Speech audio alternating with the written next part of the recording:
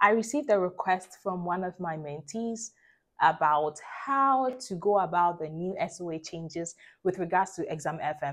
So let's talk about the new SOA strategy. So now I'm going to talk a bit about the old strategy and then talk a bit about the new strategy and how to adjust. Many of you might have heard from the old strategy video I made. If you've not watched it, you can still go watch it, but this is an updated video on passing Exam FM do's and don'ts. So from the old strategies I made, there are these two topics you should never be weak in. So that goes general interest rates and annuities. These two, don't forget them, general interest rates and annuities. And trust me, these topics form the backbone of Exam FM. If you really want to pass, and let me give you an example. If you're using coaching actuaries, these two sections should be in green. Green means you have about 75% or 70% in scoring. I don't know if new changes have been made with that. Yes, but it should be in green. I don't want a yellow. I don't want a red. So if you are a family of the RJ Nation or RJ family, please have your interest rate as solid. As solid as what? As solid as money. No, but money is liquid. Let's not start it. So please have general interest rate and annuities as strong as possible. What do I mean? Even if it means spending more days and more time in understanding this, please do so.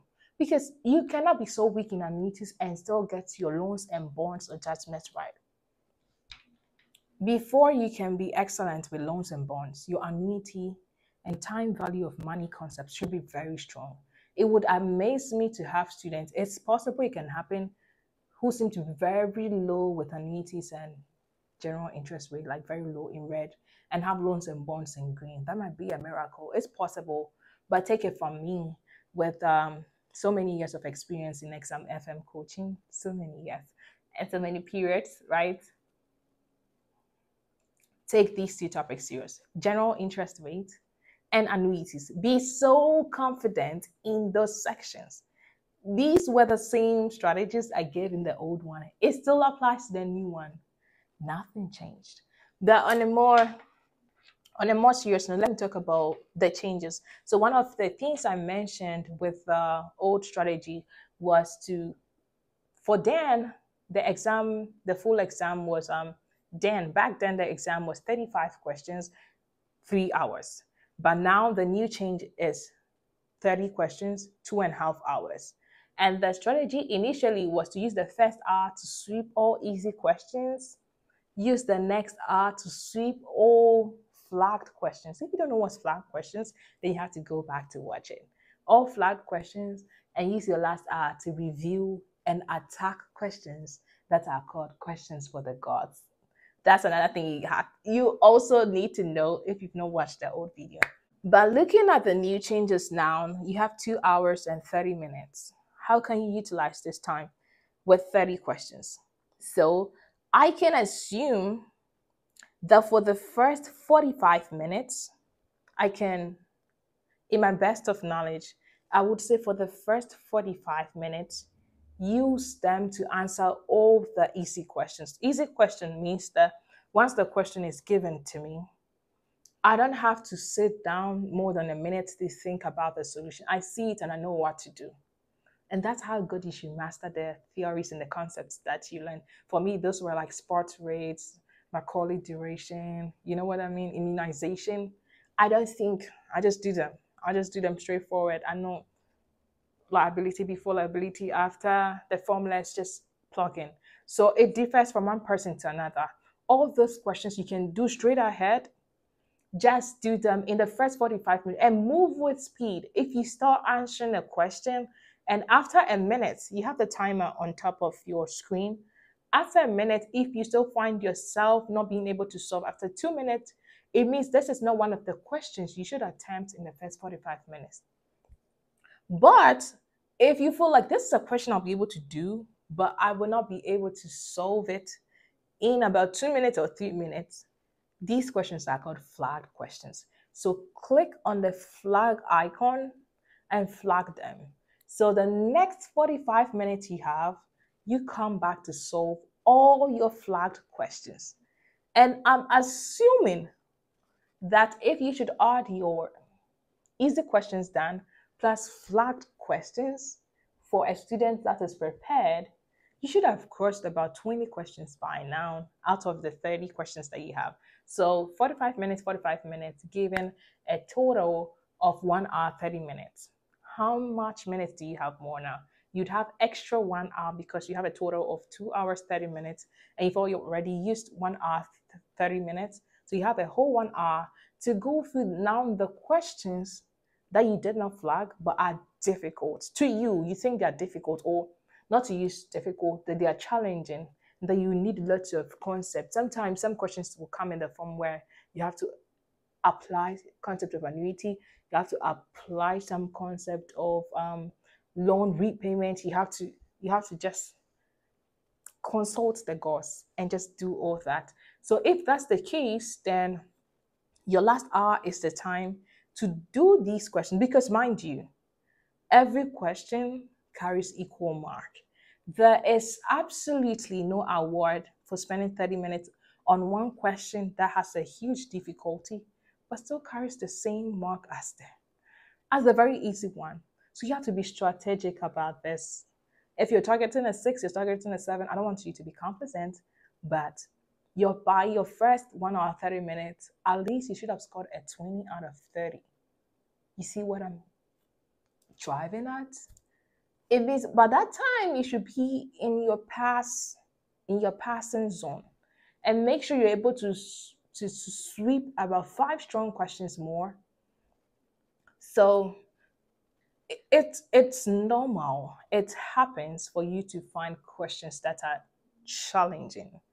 In the exam room, I don't want you to panic. I don't want you to feel like, oh my God, I'll not be able to do these questions. I didn't prepare well. It's okay. It's very okay. Take it from me. It's very okay to score 1 or 2 questions wrongly. And one thing you should also know is that they are pilot questions. So questions that might probably be on the exam, but you will not be scored on them. I don't want you to assume also that those difficult questions are the pilot questions, but at least try. No matter how hard the exam seems to be, you should be ready. You should be ready to give up 1 or 2 questions, even if it's difficult, but never leave them unanswered. Never. It's better to guess and score them rightly or wrongly than to leave them empty. Okay, so this is the strategy. The working strategy. First 45 minutes, you answer all very easy questions. Next 45 minutes, you answer all flagged questions with speed. The easy questions must be done with speed because you know them. So even as you are learning, make sure that you are learning them very well and thoroughly to be able to understand them in the right way. And your last hour is to review. Sometimes like you are reviewing the questions and you get to know that you make certain mistakes. So let me tell you one of the strategies I used to do for every question, on every question paper, or for every answer sheet, the sheets that you are provided, every question goes on a new page for me, right? So if it's question 1, I write 1 and I circle it. And in the circle, I also write certain things to check for every question. So if you're a user of coaching actuaries, you know what I'm talking about, interest rate haven. Make sure that your payment periods and your interest rate periods were exact. This is a very big and huge mistakes that many students make. I've made same mistakes myself before, but make sure your interest rate haven, it checks out. There's no way that your payment should be biannual and your interest rate should be in annual. Open your eyes. So even as much as you have selected your answers and all that, your last I'll come back to make sure these things are checked. Please, I can really beg you for this one. I'm not a beggar, but I can really beg you for this one. Check it for each and every question. Then also there's another pitfall that's also out there. Circle that part and write, like for every question, check. Did I find the final solution? Did I find the final solution? What do I mean by that? You see, sometimes in the heat of the exams, you are still solving questions. Like probably the payments were semi-annual. right? So you have your M equal to 2. So like J superscript 2.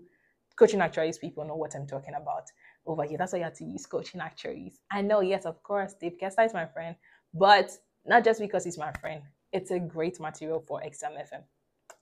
Best 10 out of 10, right? So if your answer, like in the heat of the exam, you're solving and you did not know, you forgot yourself. The question was asking for annual effective interest rate, but the payment was in semi-annual, and you solved your J and you have maybe a certain number, maybe 5%.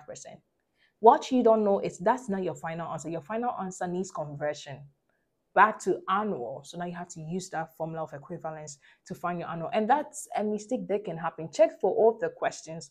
If you solve them midway, and trust me, if you solve them midway and don't find the final answer, the answer you're having is definitely and likely going to be inside there. So check these things, your interest rate having, and if your final answer was really the answer. And then one important last part is to check your dues and your immediate. There are times that in the heat of the exams, you might have assumed something was immediate, but it was not, it was due. So one thing I want you to understand thoroughly, you can reach out to me personally. I mean, I can hold a free Zoom for you to explain these things to you. Maybe just one session, 30 minutes session for free, of course, to understand what it means to, like, I'm really passionate about this.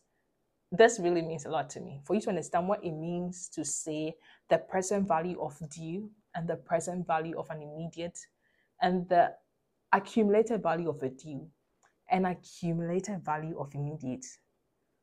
These actually form the backbone of all solar annuities. So if you don't understand this definition, there's a definition for them. Understand them.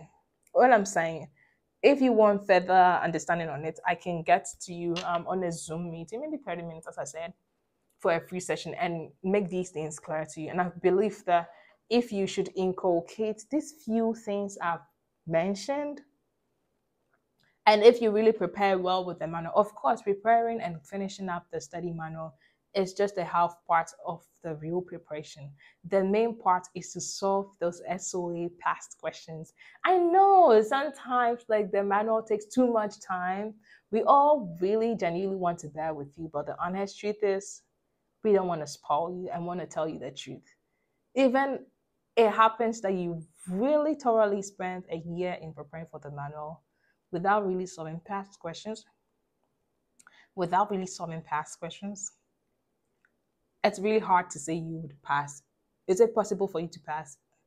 Maybe. I don't know how low that probability is, but make time to finish all the entire past questions of Exam FM. I did same. I had to solve with my friend. Shout out to Shaibu.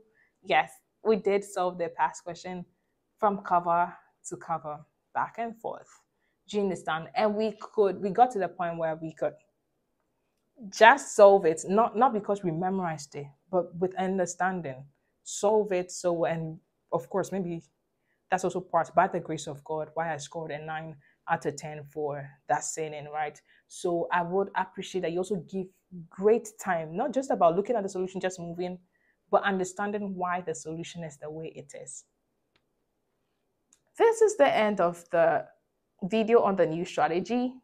I know it might be a very short video, but trust me, it contains everything you need to pass Exam FM. I'm looking for more success stories. Of course, I've been seeing lots of LinkedIn shout outs. Thank you, Ruby. Thank you to thank my God also for the grace to do this. And I'm just a servant. If I went through something, you don't necessarily have to go through that multiple failures. And that's why I'm here. Just be committed to the few strategies I've provided. And until we meet again, congratulations in advance for passing Exam FM. I look forward to hearing your success story. But don't forget to like this video, subscribe. And if you have any specific questions or questions on the video, you can let me know in the comment section. And I will be quick to answer them. Until then, all the best. And it's your girl, RJ.